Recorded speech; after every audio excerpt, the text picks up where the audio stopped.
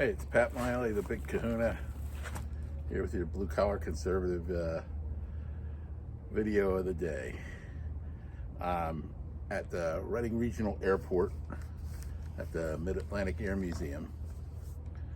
A year ago this week, there was a Trump rally on the tarmac over there, and I was there. Third row from the stage. It was great. Thrilling day.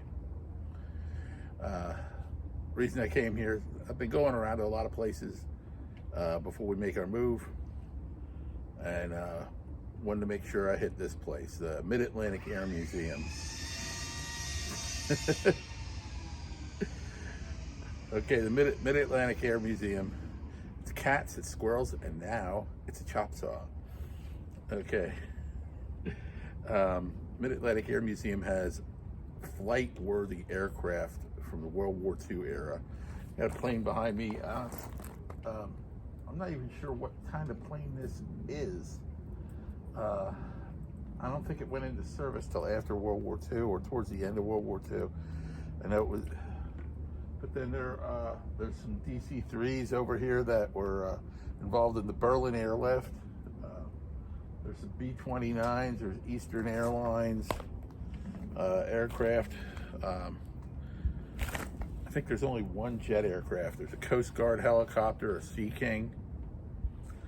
But then there's a B-29, a B-25, and some other aircraft. I believe there's an Avenger torpedo bomber here too as well.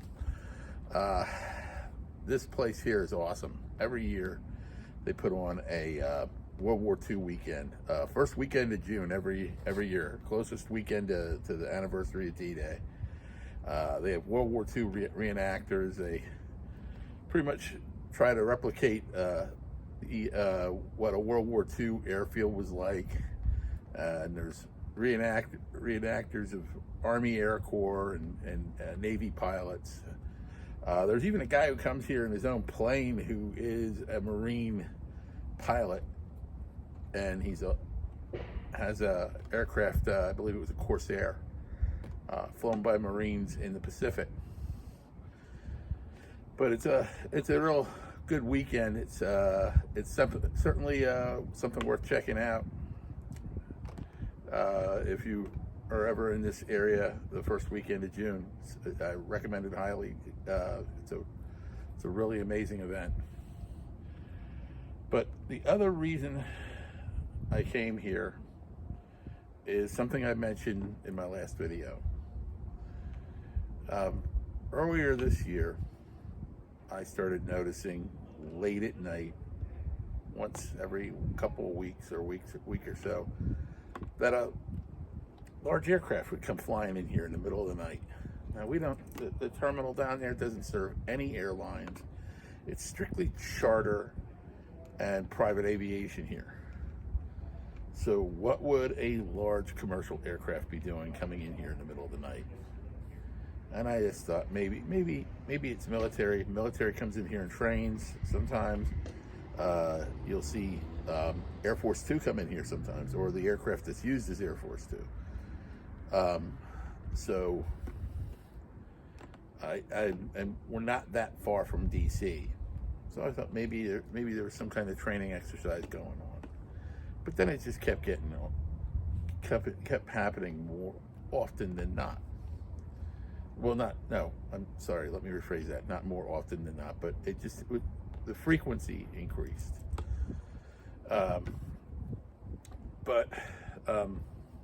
Then I hear this story in July of planes coming in the middle of the night to Chattanooga, Tennessee, with illegal aliens on them. And they just put them out.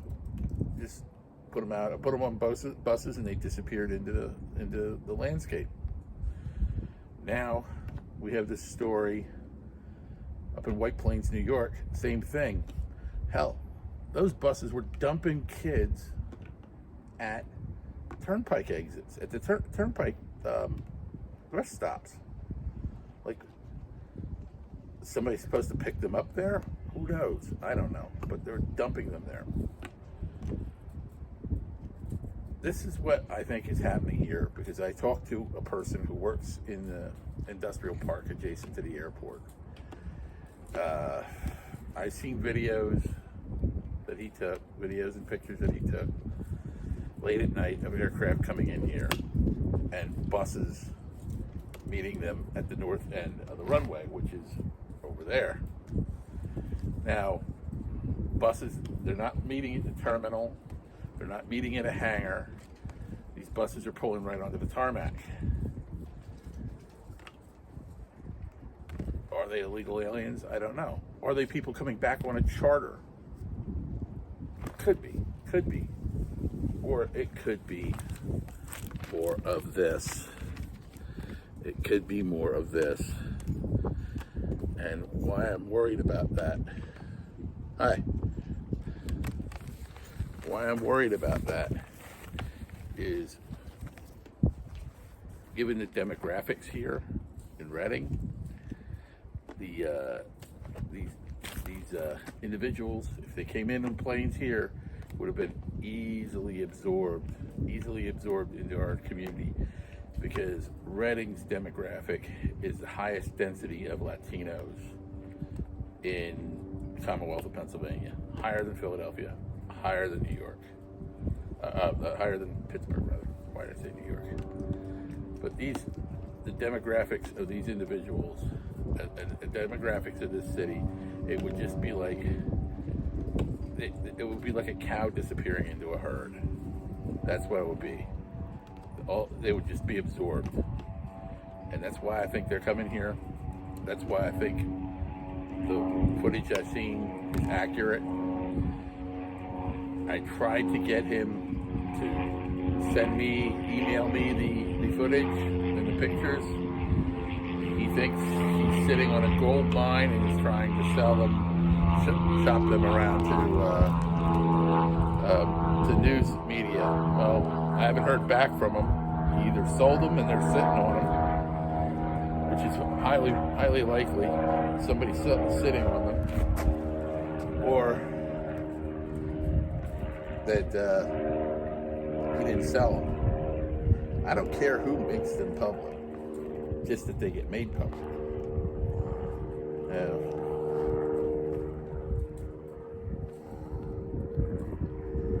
Our country has changed a lot since men flew these kind of airplanes. There's a lot of dishonor going on with the way they're doing things with these illegal immigrants, that they're just letting them walk in, take over, run the show.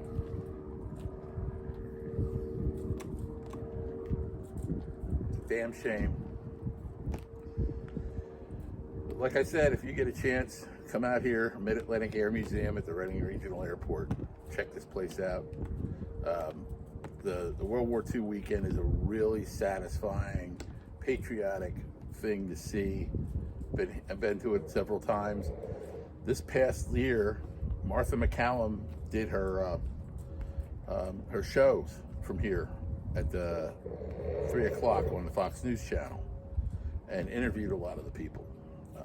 I've met a lot of the band. Unfortunately, most of them aren't with us anymore, but I met Major Winters out here, Lieutenant Lipton, Sergeant Garnier, all from the Band of Brothers. I met them out here. I met a lot of other people out here. Eugene Sledge, who's a Marine that wrote Helmet for My Pillow. I'm not sure if he wrote that book or not. But if he wrote the old way, or the Helmet for my Pillow. But ran into a lot of amazing men, and I'm going to sign off for now.